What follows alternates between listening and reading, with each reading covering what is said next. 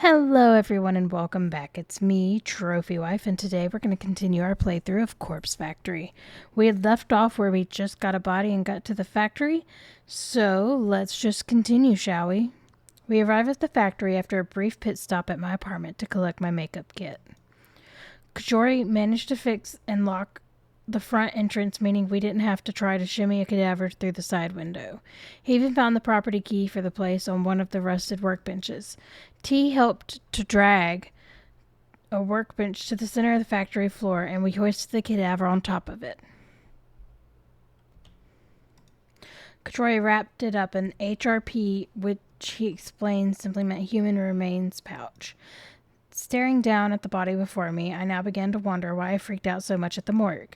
It's just a body, a lifeless thing that was once somebody, but now has no meaning to its existence. It's kind of gross, but it's not really that bad. Ugh. I'm glad you've come around, but I still don't want nothing to do with it. Right, so we're here. We got your body. What now? I fetched my makeup kit from the floor beside the workbench and placed it next to the corpse. We're going to make this body look as close as possible to this girl. I flashed my phone at Kajori and T, showing the photo of Emi Katsuno that was submitted to Corpse Girl's website. Right. But why? Because then we can photograph it and convince the victim, Emmy, that it's her own dead body. Why? I furrow my brows. Kajoro coughs in an attempt to hide his laughter. That's how Corpse Girl does things. I don't know. Sounds like a shit plan. We went to all that effort to steal a dead body and you just want to take photos of it? Look, so far I've done everything with photo manipulation. And sometimes it's successful, like with Akane Tsurumaki. That bitch? It convinced her to kill herself. But I'll admit that it hasn't worked so well on Corpse Girl's other victims. So you think repeating the same thing that don't work over and over again will eventually work? She's got a point, Noriko. Corpse Girl doesn't have the best track record. Maybe something has to change. But what? This is the way I've always done things, and... I hang my head in defeat. I don't know what to do. I spent all morning crafting fake photos of all three victims, but what purpose? They're not going to convince anyone to kill themselves. And now I'm standing here in the factory looking at a corpse that I want to decorate as Emi Katsuno, just so I can take photographs of it.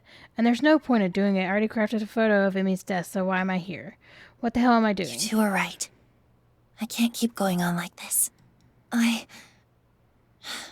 I've already crafted a photo of this victim's death.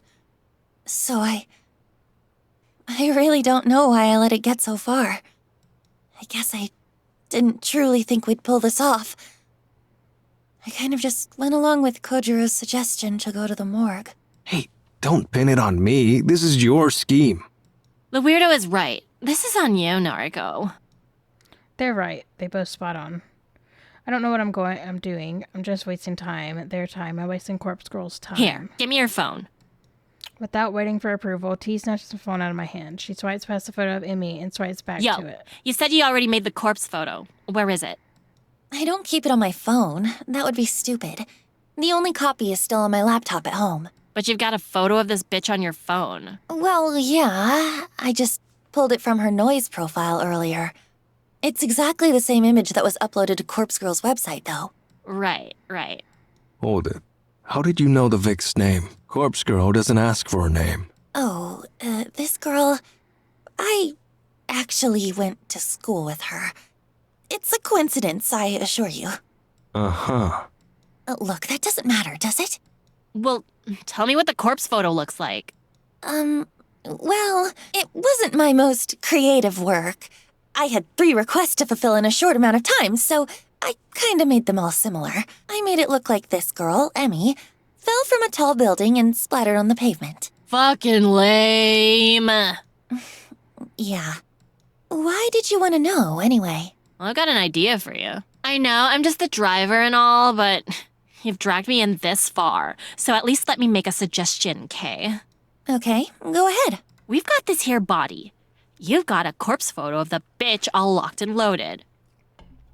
Let's kick it up a notch. Take your time to apply makeup.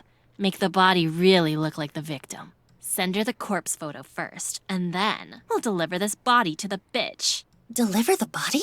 We rock a batter joint, leave the dead body on her doorstep, and then we fucking get out of there. Can you imagine how fucking scary it would be to come face to face with your own corpse?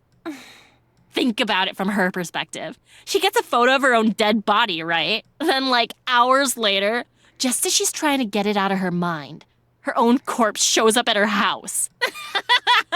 She'll fucking snap, I guarantee it. Hell, I probably would too, and I know what's going on. I can't believe it. T has completely lost the plot. Her plan is incredibly devious. It's almost evil, and I'm in love with the idea. I'm in love with the idea of delivering a person's own corpse to them before they kill themselves. Tomoe! Despite my own nature, I find myself throwing myself at T and wrapping my arms around her. Yo, what the? I bury my head between her neck and shoulder, the warmth of her body radiating through my own cold and clammy form. I start to sob uncontrollably. Maybe I still have tears left over from the incident at the morgue, or maybe I'm just truly happy at this moment. Tomoe! Thank you. Gosh, she's so fucked up. Yeah, I mean, sure. Your idea is brilliant. It's perfect. Oh, I can't think of a better way to bring Corpse Girl's plans to fruition. I mean, I just said the first thing that came to mind, so... But hey, I'm real glad you like the idea. I'm happy to help. I wipe my eyes, but I don't let go of T. Hell. I wonder if you'd make a better Corpse Girl than me. Don't be stupid. I just had one good idea is all. Now, come on. It ain't like you to get all sappy. Pick yourself up, yeah? Right. In a moment. I nuzzle my cheek further into T's neck and feel her skin prickle under my breath. She tenses up a little bit, but doesn't push me away. You're so warm. Jeez. Come on now, we've got work to do. Okay. What? I don't understand. Fuck you. I don't understand. I reluctantly step back from T and wipe my eyes. T's a little red in the face. She ruffles her collar of her shirt and fans her face. Never had a girl cling to me like that before. Better not tell Shinya in case he gets real jealous. Kajori is silent. He seems to be simply observing the moment. I take a second to compose myself. T is right. We do have work to do. I look to the corpse atop the table, patiently waiting for us to conclude our decision. I almost wish I was a patient as the dead. We starting? Yes. Let's do this. Mad.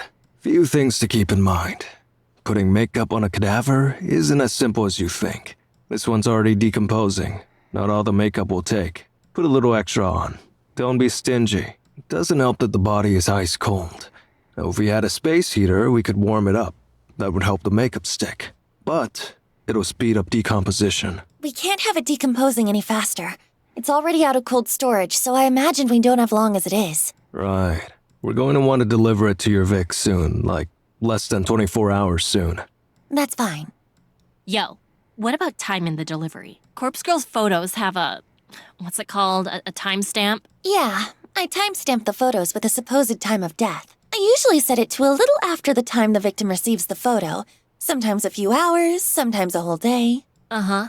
I get it. Well, like, for best effect, we're gonna want to deliver the corpse before the time marked on the photo, right? That way, the Vic gets the photo and the corpse before the set time. Creates a kind of ticking time bomb. Should convince him to off himself before time's up. That makes sense. I think that's the best way to do it. Yeah, so, what time did you write on this Emmy chick's corpse photo? I scratch my head and try to think about it. It's hard to recall since I created 3 different photos at the same time. I'm pretty confident I lined them all up after another. An hour gap in between each one. 7:28 a.m. tomorrow. We gotta deliver the corpse before then, huh? Too early. Usually asleep. Well, you're gonna have to get your ass up early. For Noriko. For Corpse Girl. Kajori groans, but he doesn't object. So, I'll send the photo out when I get home tonight. Emmy will receive it before she goes to bed for the night. It should shake her a little. Then, in the morning, she'll wake up to her doorbell ringing and a corpse left on her doorstep. That should be enough to do the trick. Think you're both forgetting something. Where are we delivering the corpse? Are you dense? We're delivering it to this Emmy bitch's home. Sure, of course. But where does she live? Got her address? Oh, Ah, shit. Hole in the plan. Massive flaw we completely overlooked. Our stunned silence is the only answer Kajori This needs. whole thing is a bust. Kinda disappointed in you, Noriko. Thought Corpse Girl was some mastermind, some genius worth worshipping. I don't have a response to this comment. Bile begins to rise in my throat as the pits open up inside my stomach. Turns out everything so far has been sheer luck. Well, I'm out. Use the factory if you want, but I'm not sticking around. Troy waves half-heartedly and walks away. I can't say anything to stop him. My thoughts are frozen, locked in place, chained down by the humiliation and anxiety. Hold up just one fucking second. Of course, T never fails to grab somebody's attention. Kajoro turns We're just back. getting started here. Of course there's gonna be hiccups. We'll iron out all the details as we go. Don't just abandon Noriko like that. Corpse Girl has done more for me than you'll ever know. That's so? Yeah, it is. So I'm gonna stand by her side. If you're a coward, feel free to bow out now. But if Noriko means anything to you, anything at all, then just swallow your fucking doubts and help her out. T. I never thought she'd be the one to make rousing speeches short and simple through it was. Right. Suppose we did make a deal after all? Though, nothing really stopping me from taking cadavers from the morgue whenever I want now. Still, I guess I'll help you out. But if this keeps going astray, I really will walk away. Fine, but follow through on this one victim at least. Managed to gather up enough strength to make a simple plea. please. I can't do this without you. Okay, find Emmy's address. If Tomoe drives, I'll handle moving the corpse in the morning. I nod firmly. Okay, I'll work it out. Thank you, Kojiro. Kajoro waves once again and takes his leave. The heavy steel door in the front of the factory slams shut behind him. Okay, got any ideas? Maybe one. Can you call Shinya? Ask him if he remembers Emi Katsuno from school, and see if he knows where she lives. Shinya? Oh yeah. He said once that you went to school together. Guess he might know Emmy too, huh? My thoughts exactly. I'm going to make a call as well. I quickly make a call to Oi. As the phone rings, I look up at the skyline above. The sky has nearly disappeared from the sky. We're running out of light. If there's any electricity connected, we wouldn't have a problem. But if it gets much darker than this, we're going to struggle to apply makeup to the cadaver. Noriko? Hey, me again. Feels like we just spoke this morning, hey? It was this morning. Yeah. Listen, just a quick question. Do you remember Emi Katsuno from school? Katsuno? Okay. That's really freaky, Noriko. Huh? What is? I bumped into Katsuno just today at the mall. You're kidding. I'm serious. She was pretty distressed, actually. She just got fired from her job. I see. Actually, it's kind of funny. I spoke with you about Corpse Girl's website this morning, and I spoke to Katsuno about it too. Really? Seems like there's someone she wanted dead. Maybe. I'm not sure. Perhaps her boss that fired her? Interesting. Why are you asking about her anyway? It's an odd question, but do you happen to know where she lives? Yes. Wait, seriously? Mm-hmm. Want me to send you her address? Are you going to visit her? Oh, Howie. If you could send her address, then I'll really owe you one. Sure. I'll text it through. I didn't think you'd actually know it, but I wanted to ask anyway. No problem. I followed her home today from the mall, so I guess it worked out well for you. Hang on. Oi followed Emmy home from the mall, like she stalked her? What did you say? Oh, I followed Emmy home today. I got in the train carriage behind hers. Well, don't worry. She didn't see me. Howie, what are you talking about? Well, I wanted to find out if she was going to use Corpse Girl's website, since I recommended it to her and all. I don't know what to say. Hey, I'm still at work, okay? I shouldn't really be talking on the phone. We'll chat later. Bye-bye. Howie, wait, don't hang... Up. The phone call ends abruptly. I'm baffled by the fact that Oi followed Emmy home. I can't quite figure out what that must be going through her head at the time. But right now, I don't have the time to worry about it. I need to finish up here in the factory. I notice that I have an unread message on my phone. I open it and find Oi sent me Emmy's full address. Well, at least I got the address. You got it? Nice. Shinya barely remembered the chick, apparently, so he wasn't really helpful, sorry. No trouble. We got what we needed. It's getting dark. Help me put some makeup on the corpse. Okay, show me that photo of Emmy again. We better do this properly. Right. Here. I bring up the photo and we examine it closely before starting to work.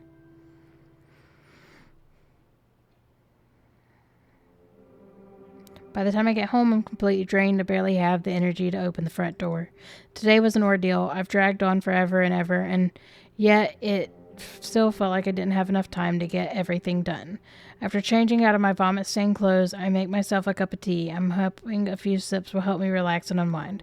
I sit down on the couch, cup in hand. When it's cool enough to drink, I take a sip, and a little bit of today's pressure lifts from my shoulders.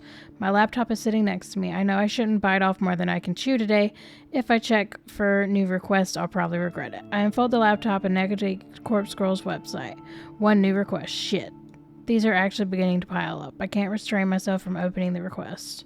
Request details, 3:03 p.m. Victim's phone, download image. The request came in while I was busy with Kajuro and tea, probably around the time we were at the morgue. The image the victim downloads. Oh, so it's everyone working at the same place. I stare at the picture of my older sister. Oh, that doesn't surprise me. So everybody working at the exact same place.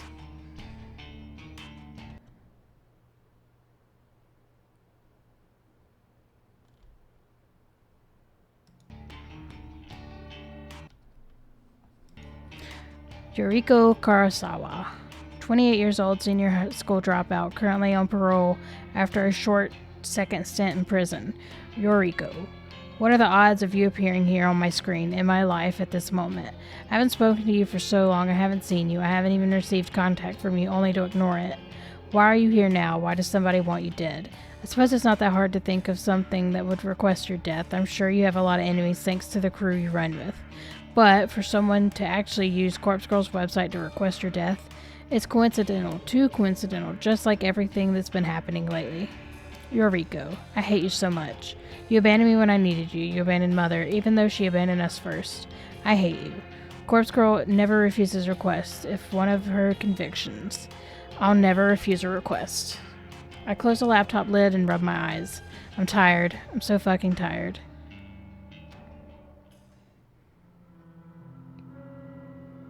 June 13th, Saturday morning.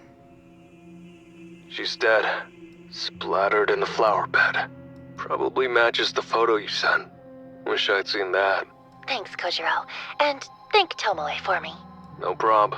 Where are you, anyway? Parking lot across the road. Perfect view of her apartment.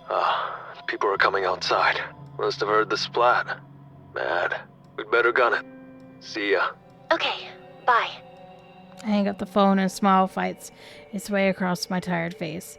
Emi Katsuno is dead. She killed herself thanks to the trauma of discovering her own corpse on her doorsteps, even though I forgot to send the corpse photo last night. I nearly fucked up an entire plan due to how exhausted I was. By some stroke of luck, I managed to wake up early this morning. Thankfully, my first thought upon waking up was to send the photo. Amy would have received the phone only an hour before time was marked on it. It was a close call, a very close call. But I cannot help but wonder if it worked in our favor. Kajuro and T rushed over to her apartment to deliver the corpse, forcing Emmy into a confrontation with the photo, imminent time of death, and the delivery of her own corpse all in the space of an hour worked to our advantage. It worked so well, I'm starting to consider making this our regular mode of operation. I glanced at the burner phone atop the coffee table. Since Emmy is already dead, there's no point of waiting 24 hours to discard it. I get rid of it right away. After that, I'll have to figure out what to do about the other remaining requests. I still have 2 photos of victims that I crafted the same day made Emmy's photo. With all the urgency of plotting Emmy's demise, I didn't have a chance to send them. I'll have to edit them a little bit because of the timestamps on them and now out of date. But that's okay, it's a quick fix. And then there's the request of Yuriko Karisawa. I'll need to deal with that too, eventually.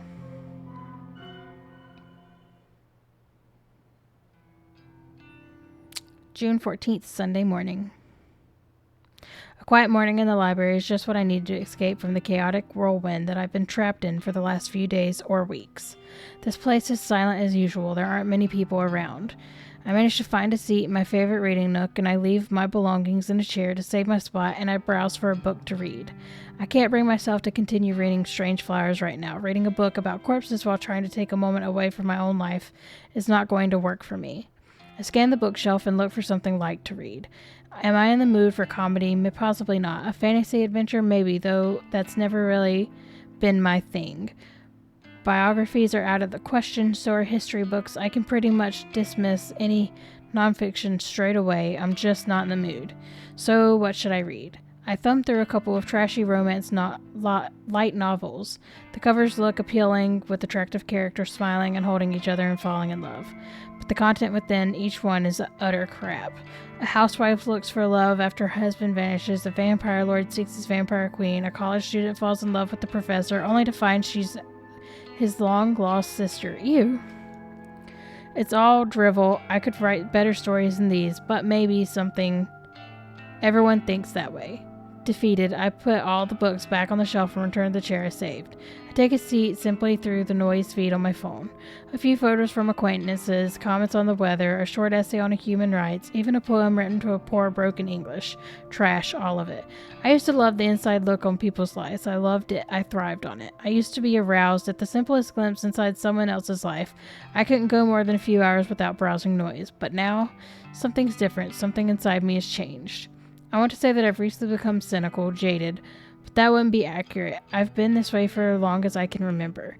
The appeal of voyeurism just isn't there anymore. My growing ability to manipulate the lives and deaths of others people have ruined my pleasure at once glancing from simple spying on them.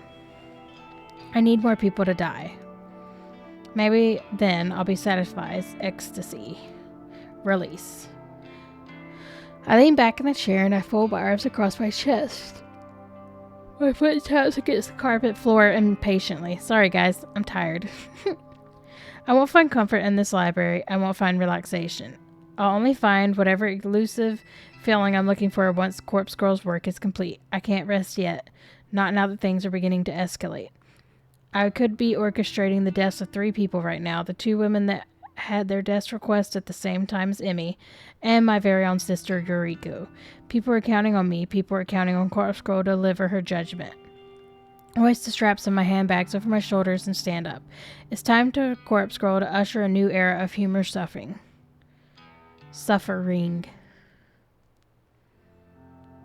Monday, June 15th.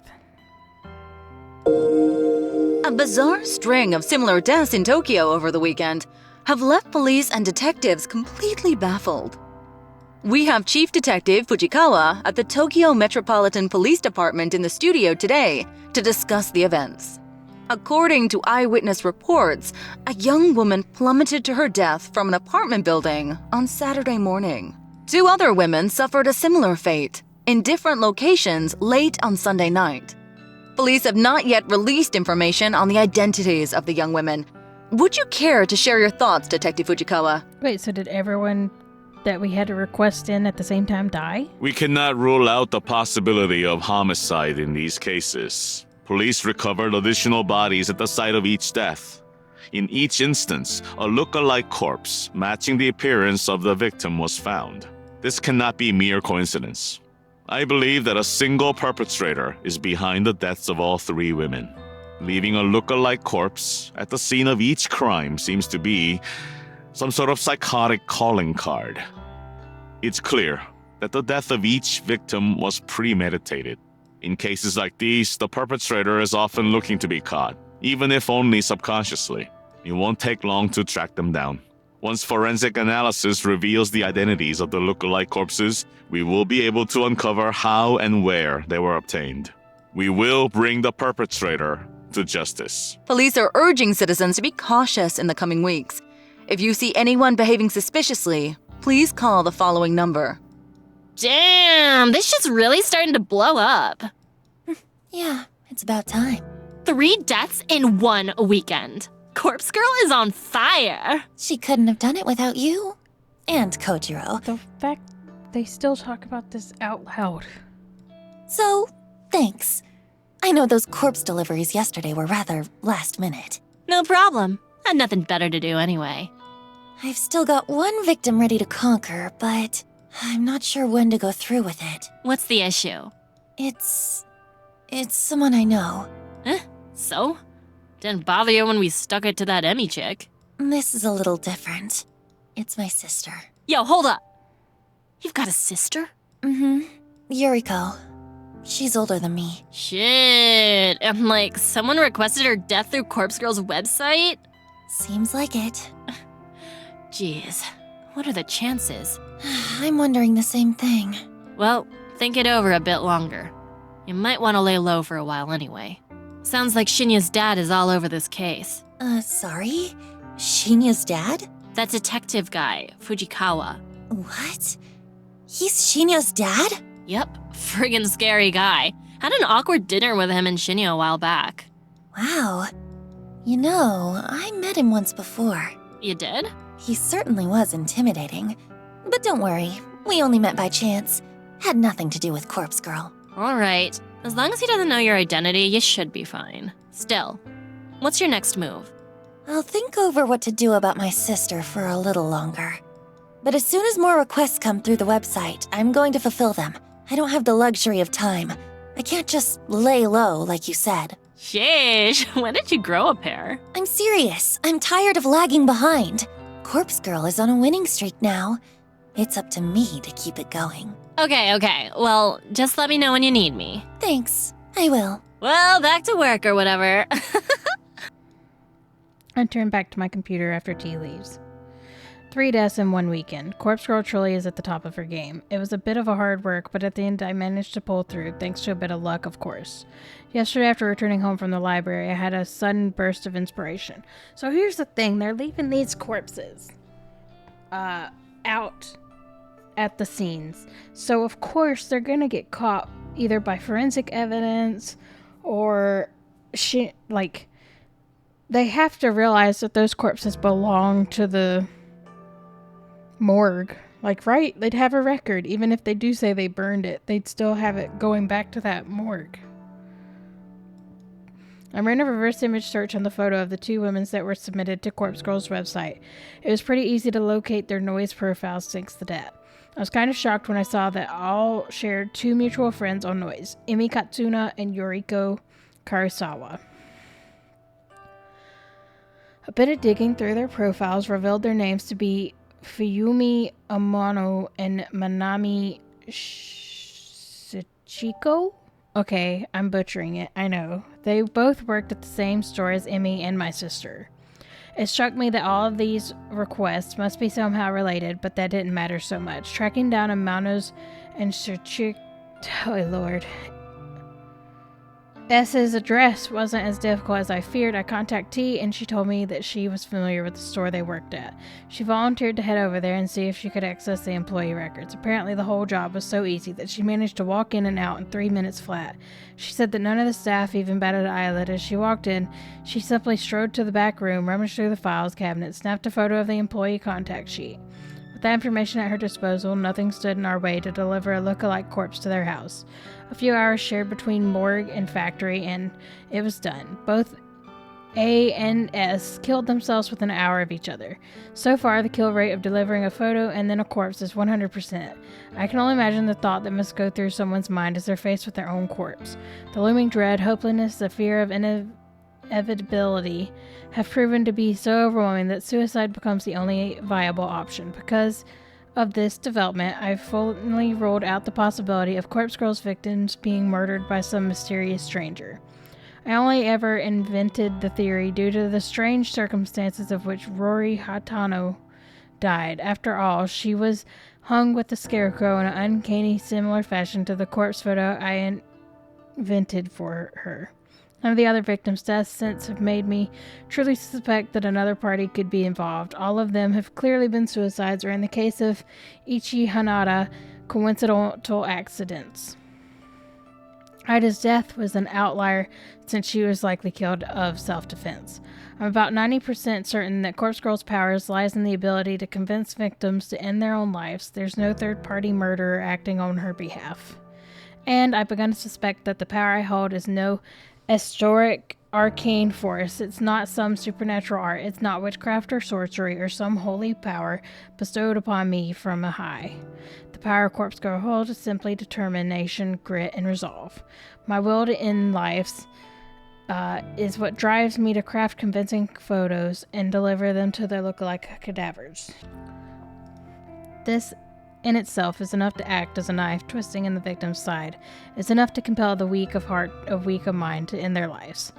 If that's all the power ends up being, I'm happy. I'm happy that I can be an instrument that delivers Corpse Girl's justice, regardless of whether it's through mundane or mysterious methods. As long as the victims continue to drop like flies in the wake of Corpse Girl's ascension, I will remain content, and that is only just the beginning.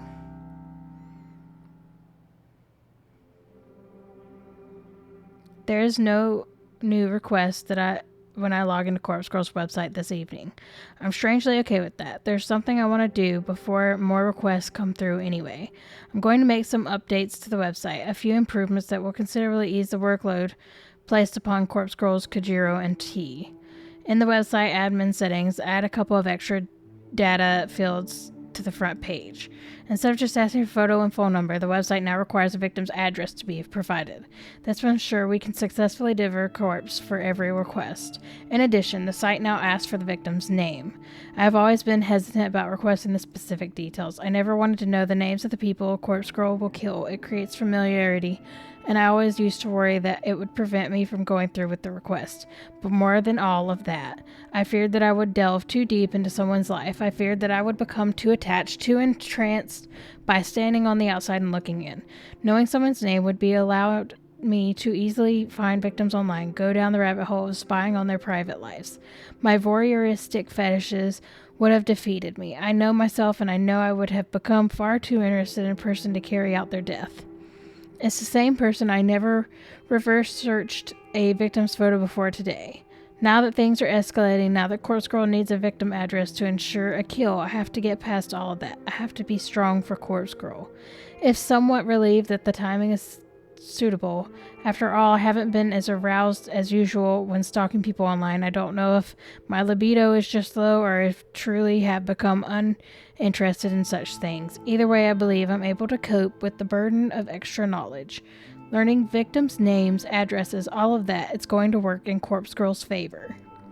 And I'm surely strong enough now to not give in to temptation and succumb to the sociophilia that has plagued my existence for years. After adding the victim's name and address fields to the website, I decided to add one final touch. There's a particular line of text that describes how the site works. I've always liked it. It says your victim will receive a photo of their own corpse shortly before they die. And concise, and it perfectly sums up the intention of the website. However, it needs to be updated to correctly apply to Corpse Girl's new modus operandi. I changed the line ever so slightly, just enough to make a difference. It now reads, your victim will receive their own corpse shortly before they die. Some people might think it doesn't make sense. They'll think that maybe it's a typo or written by someone not familiar with the language. But it's completely intentional. Now that I've made all the changes to the website, I click the Save button in the admin panel. The changes are reflected immediately on the front page of the site. Corpse Girl's new and approved request for him is online. With that done, I simply sit back and wait for some new requests to pour in. And it shouldn't take long once I put my next plan into motion. Because I've finally figured out how my sister can be of use to me after all these years. She's going to help me become famous. Yuriko Karusa's death will ensure that everybody in Japan knows the name of Corpse Girl.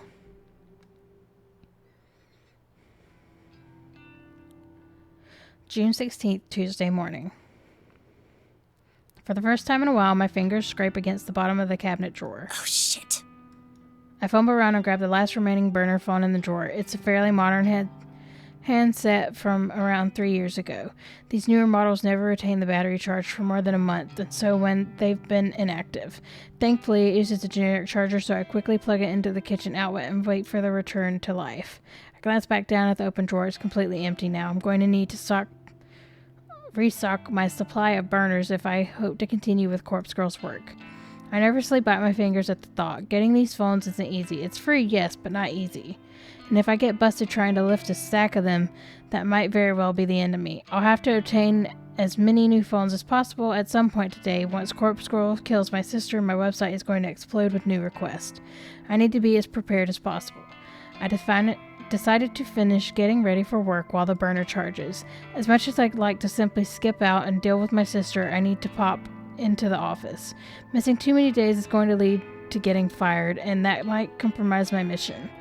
I take my medication, I apply my makeup, I pack my handbag. It's also mundane, but it's also necessary. Every day is the same routine. There's comfort to be found in that, especially for someone like me. Sometimes I remember the excitement of finding myself in new situations. Even if these situations end up with me lying in the muck of a bathroom floor against the stone-cold tiles of a morgue. When I'm ready to leave the apartment, I snatch the burner phone up and check the battery. It's around 40%. That should be plenty. I stash it in my handbag so it's ready for action when the time comes. I'm out the door at the same time as every other day.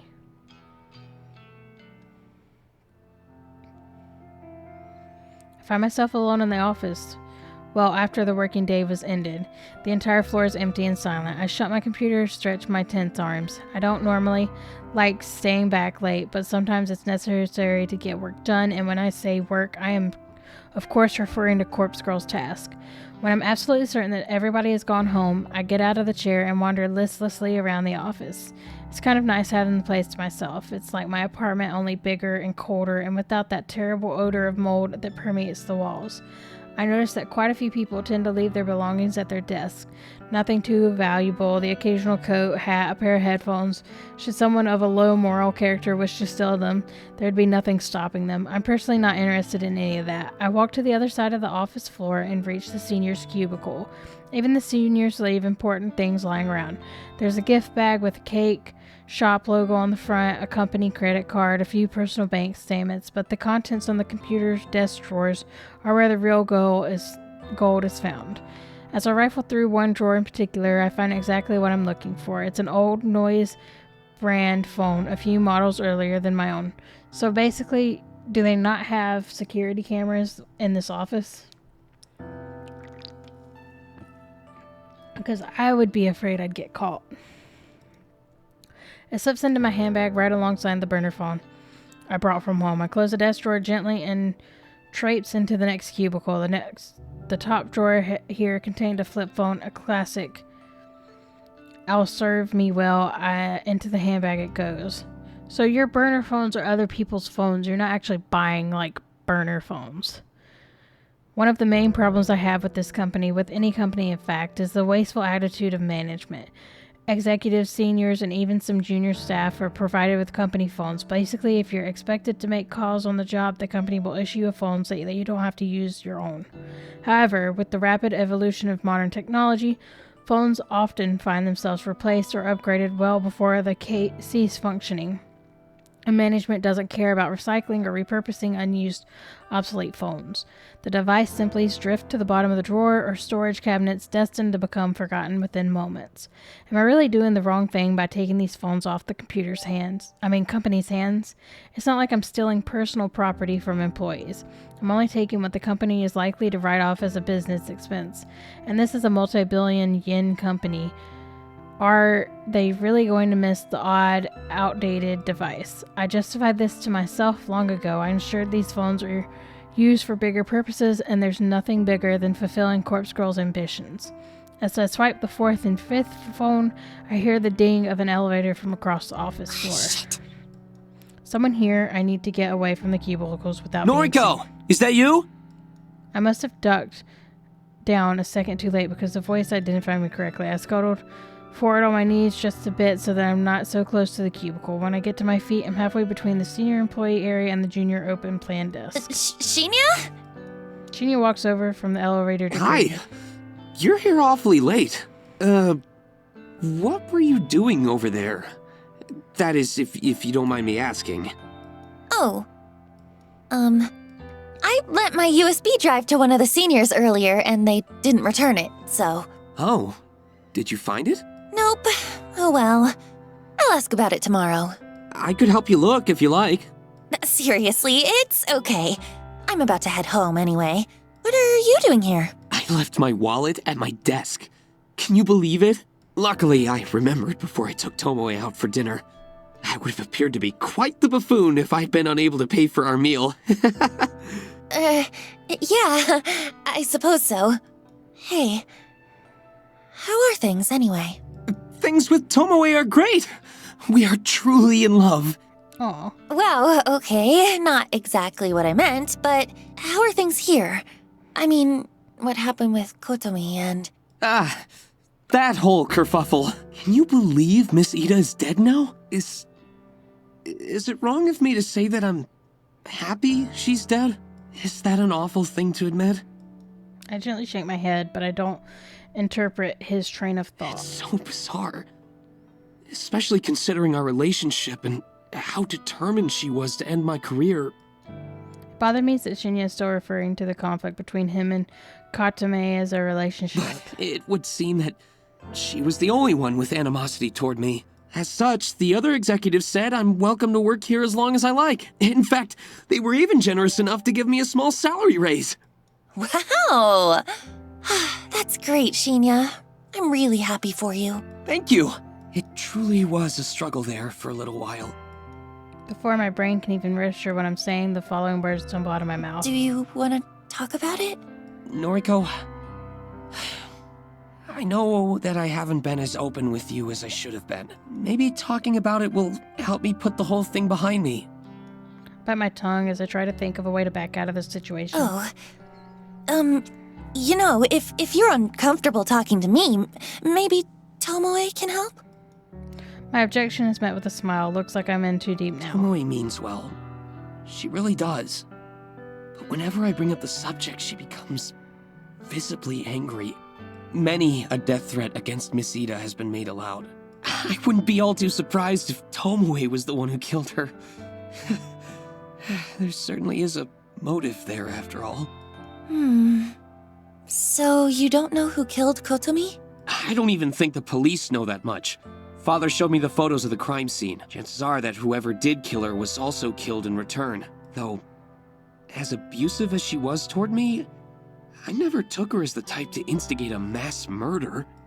She was an angry person, yes. But that seemed to stem from a lack of fulfillment. That's what I assume, anyway. And I think that's the reason she made her advances on me. Shinya, I really am sorry. I'm so sorry that you had to go through such a traumatic experience.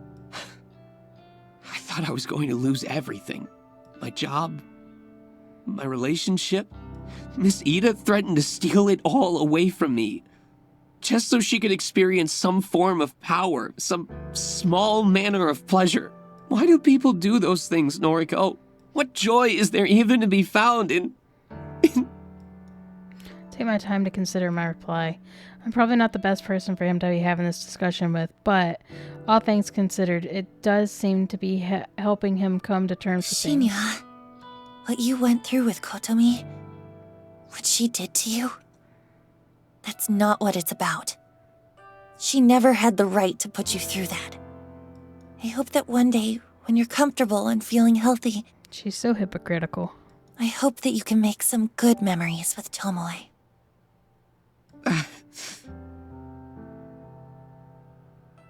Yes.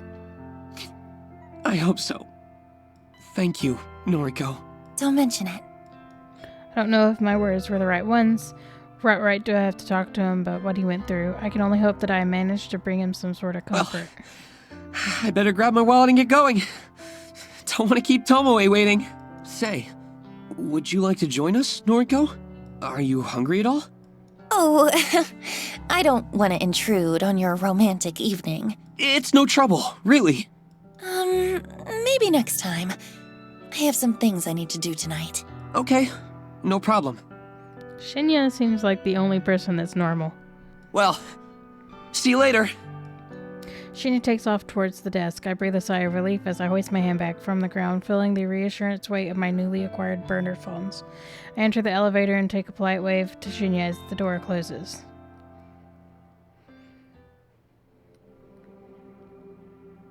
Give me a call back when you leave the restaurant.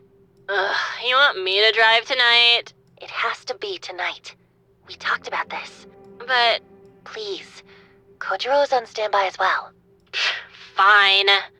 Not like I've been dying to bring Shinya back to my place or nothing. Don't push Shinya. Let him tell you when he's ready. Yeah, I know. Look, I'll probably be out of the restaurant in an hour. That cool? Yes, thanks. Bye! T hangs up. I look down the street, my gaze aiming directly at the restaurant T is currently seated at with Shinya.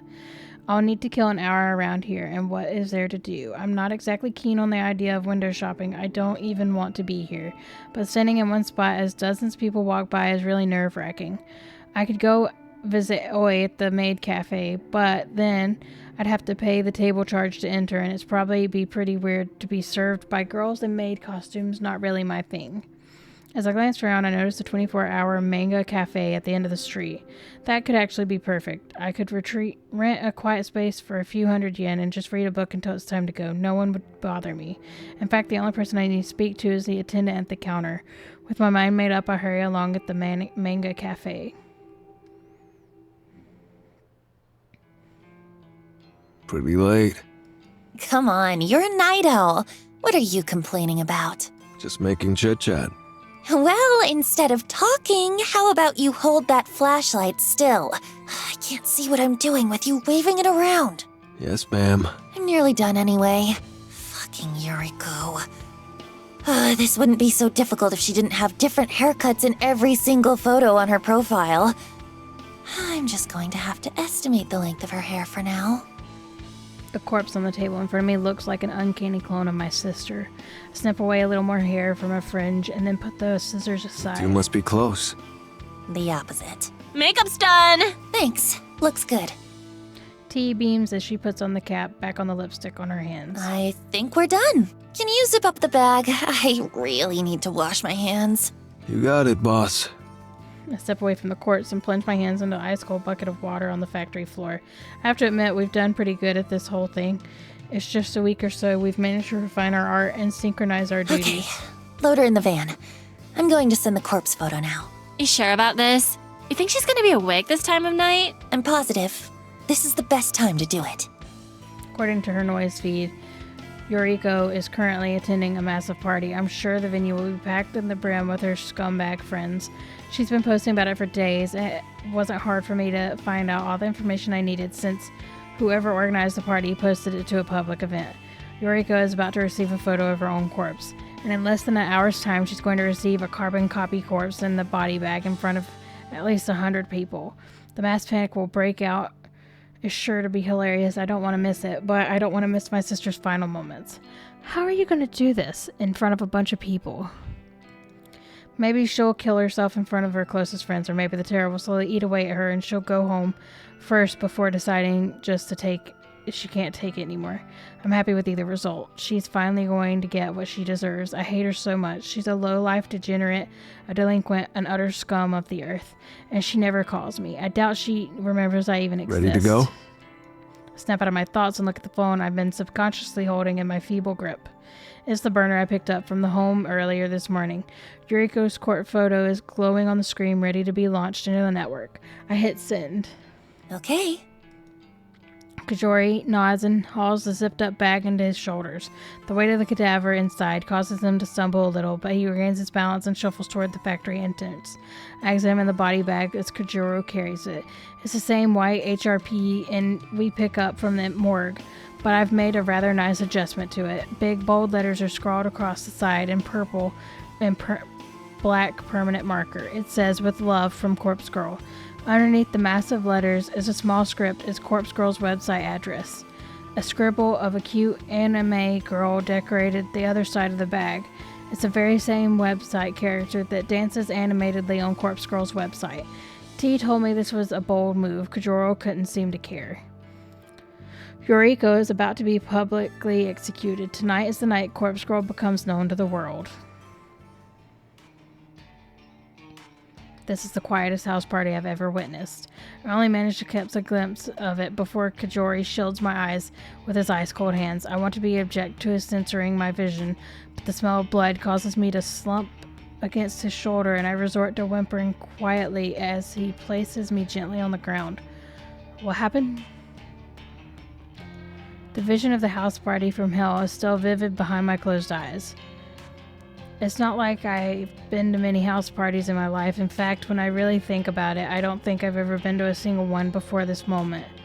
But I've seen them on television. I've seen them in movies. They're always loud, music is blasting, people are dancing, drinking, and making out. The scene I witnessed doesn't look like any of that. I'm pretty sure dead bodies don't line the floor of a regular house party. I'm pretty sure trails of blood aren't on the guest list. The party is weird. The walls are slashed. There's broken glass everywhere. Specks of blood are dotted across the furniture. Someone in the next room is sobbing quietly. Someone above, perhaps inside the ceiling, is groaning. Kojiro is sitting next to me. I can imagine a broad expression hovering over his features. He still has his hands over my eyes. He taps the finger of his other hand against the body bag beside him. His digits drum out a rhythmic beat upon Yuriko's clone, still zipped up and sealed inside her temporary coffin. I think T is still in the van. She said something about not wanting to get messed up. I never planned on entering this party, but Kojiro dragged the body inside, then returned shortly after and told me I should come take a look. So here I am, blinded by Kojiro's misguided attempt to protect me from the carnage I willingly unleashed. I asked him if he killed all the people here. He said no. I suppose I believe him. I managed to squint through the gap of his fingers momentarily, and blurred shapes of 4 or 5 bodies are on the floor in front of us. There's a stray arm lying limply on the couch that's certainly unaccounted for. He presses down firmly against my face and my vision darkens once more. I hear his voice and imagine his calm demeanor in my Thoughts? mind. Don't know. I haven't managed to sort my head out Your just yet. sister's over there. Well, a corpse that looks like her, at any rate. Give me a second. Okay. He releases his grip from my face. I tiptoe forward, stumbling thanks to my still blurry eyes. I can't make out the shape on the sofa close to the wall, and I approach it carefully.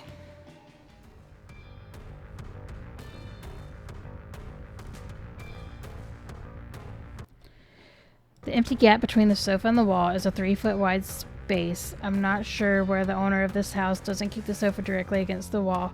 The empty space here seems kind of useless. Maybe if the sofa is all the way against the wall, it becomes too far from the TV. That's a possibility. I'd presume it just gets as big as the TV so the sofa can be kept comfortably flush with the wall. The gap here really annoys me. It's making me irritated. I want to push the sofa back myself, but I know I don't have the strength. It's a massive thing, bigger than I am, and maybe even bigger than Corpse Girl. Even if I was strong enough to move it, there's still the issue of my sister lying here between the sofa and the wall.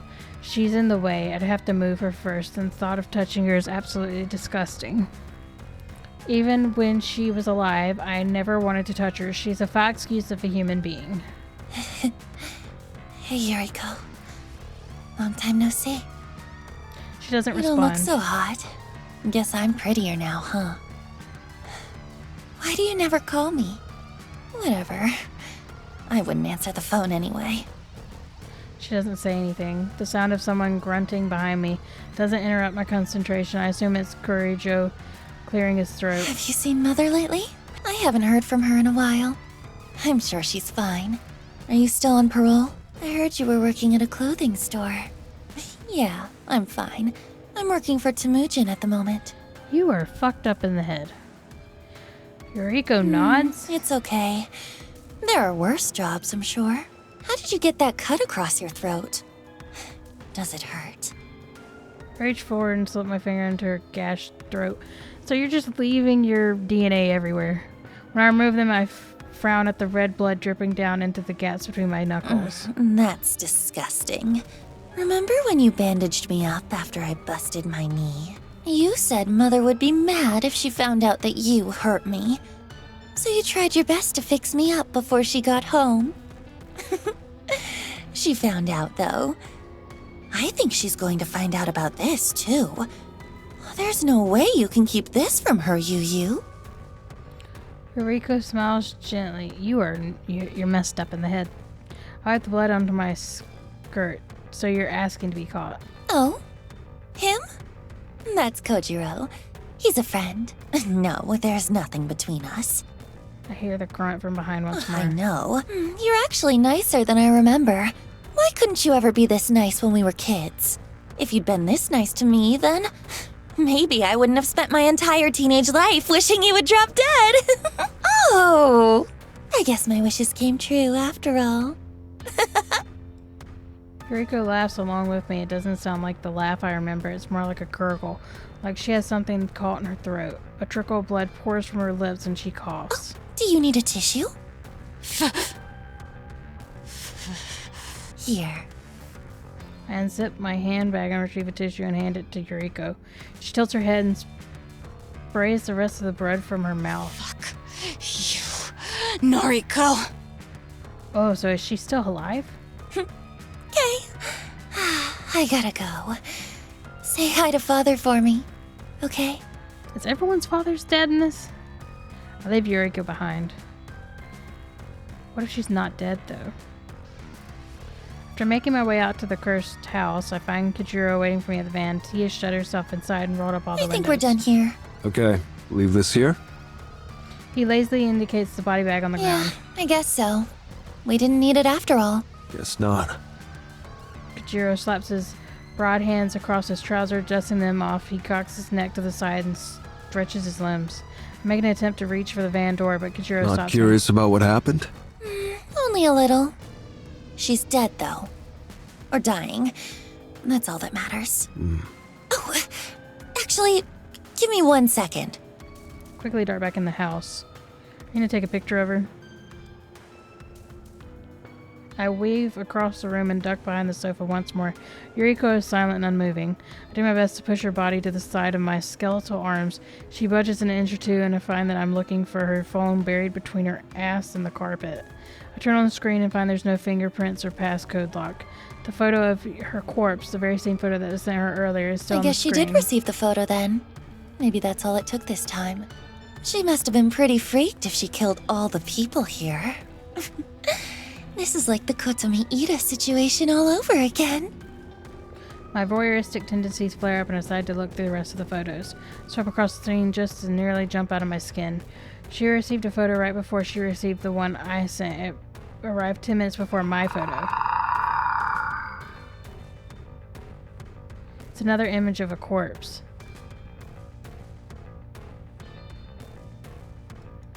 Another photo depicting her death, but it's completely different than the one I crafted. What the fuck? Someone has sent Yuriko a photo of her own corpse only 10 minutes before I did. Yuriko received a corpse photo from somebody else. What's going on? I examined the photo in detail. It's well made, just like my own. If I didn't know any better, it would be easy to assume that I made this, but what stands out the most is the writing at the bottom of the image. It simply says, "Stab Shuji at the party." Stab Shuji at the party. Who the hell is Shuji? Is he here? Is he one of the dead bodies scattered around the accursed house? I quickly discard the thought of Shuji. A more important question has come to my attention. If someone else crafted corpse photos and sending them to people, does Corpse Girl have a copycat, an imitator? But why target Yuriko? Why target somebody whose death was requested through Corpse Girl's website? I can't process this right now. It's already past midnight and I'm utterly exhausted. I shove Yuriko's phone into my handbag and get the hell out of the house.